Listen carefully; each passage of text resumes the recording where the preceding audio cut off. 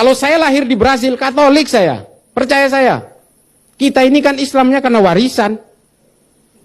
Lalu, apakah sebelum lahir kita diberi tawaran oleh Allah? Kamu mau lahir dari orang tua beragama apa? Kamu mau lahir di mana? Nggak ada. Semua ini adalah takdir-takdir kelahiran kita.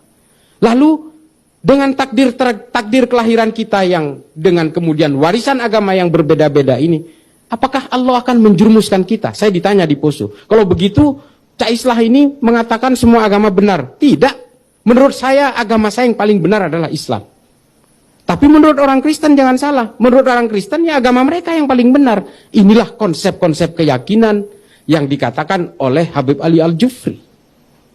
Konsep-konsep dalam berkeyakinan yang dikatakan oleh Syekh Usama Said Al-Azhari. Humanity before religiosity yang dimaksud Habib Ali Al-Jufri itu bahwa bagaimanapun ini adalah konsep kemanusiaan yang kemudian harus kita kuasai sebelum kita menguasai keagamaan. Konsep-konsep kelahiran ini loh. Lalu untuk apa kita yang berbeda kelahiran, berbeda bangsa, yang kemudian dicetak dengan agama masing-masing, lalu kita harus membenci perbedaan itu? Inilah kemudian yang harus kita emban itu. Kita makanya dituntut untuk menjadi Islam yang wasati. Kita berada di garis tengah, tidak ke kiri, tidak ke kanan.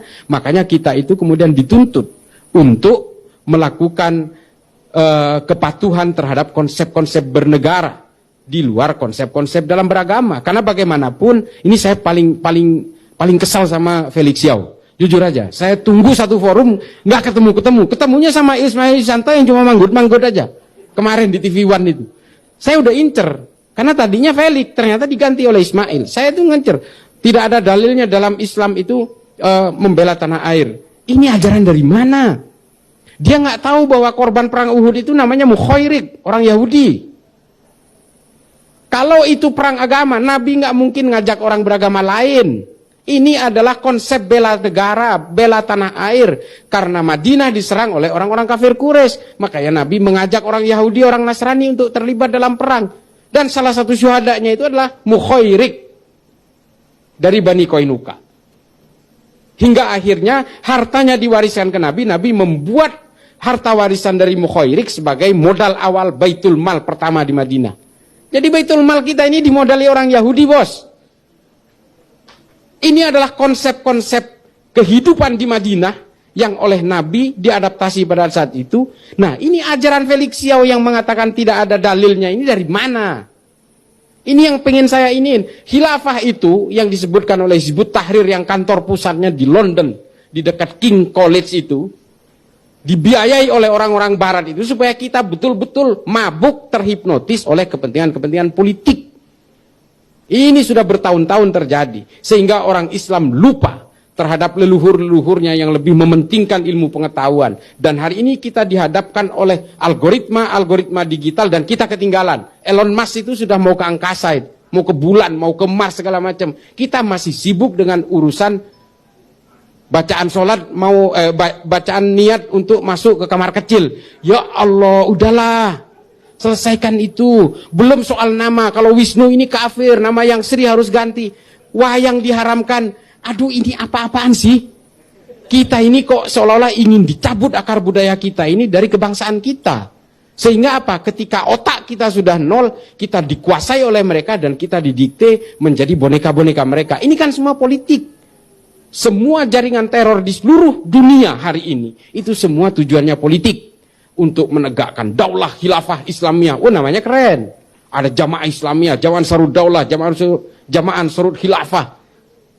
Wah, namanya keren-keren, Islami banget. Padahal semua tujuannya adalah membangkitkan revolusi, membentuk toliah-toliah untuk menguasai negara ini.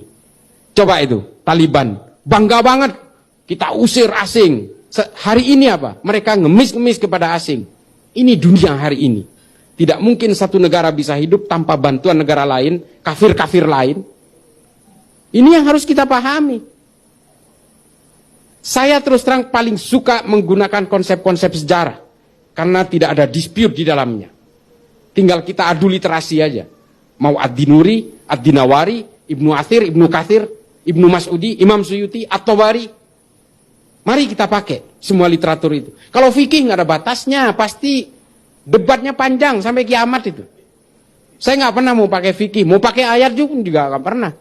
Saya tampil di TV dimanapun, di seminar apapun, dengan kelompok HTI, kelompok Wahabi, nggak pernah saya mau pakai fikih-fikih. Selain saya memang bukan ahli fikih, fikih itu adalah interpretasi. Fikih itu adalah otak manusia. Agama itu bukan ideologi, tafsirnya ideologis. Saya ulangi, agama bukan ideologi, tafsirnya ideologis. Itulah mengapa pada jam, wah ini jadi panjang lagi tadi padahal udah terakhir. Itulah terakhir. Itulah mengapa ya pada abad ke-10 diskursus keilmuan di dalam Islam itu betul-betul dihargai.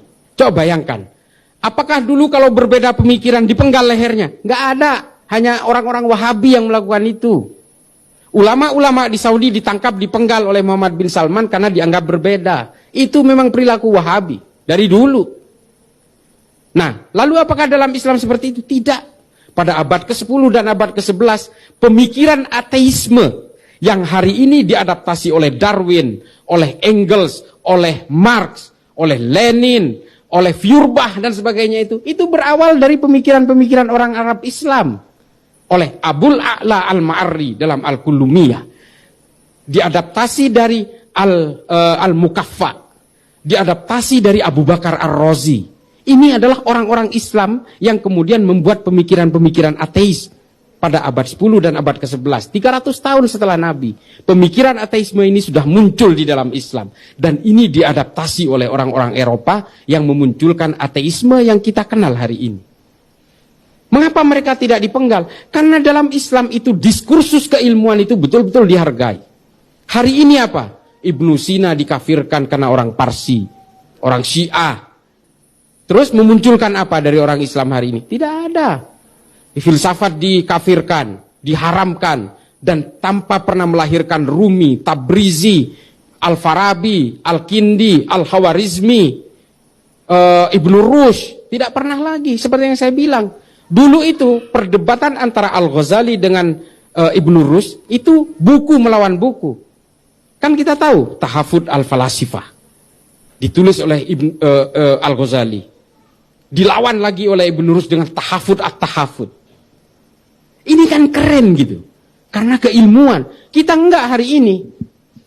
Yang namanya partai berbasis Islam tiba-tiba sibuk dengan menyerang pemerintah urusan minyak goreng dan sebagainya.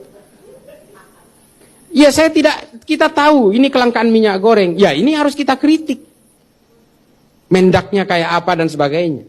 Bukan kemudian mencari-cari kesalahan orang.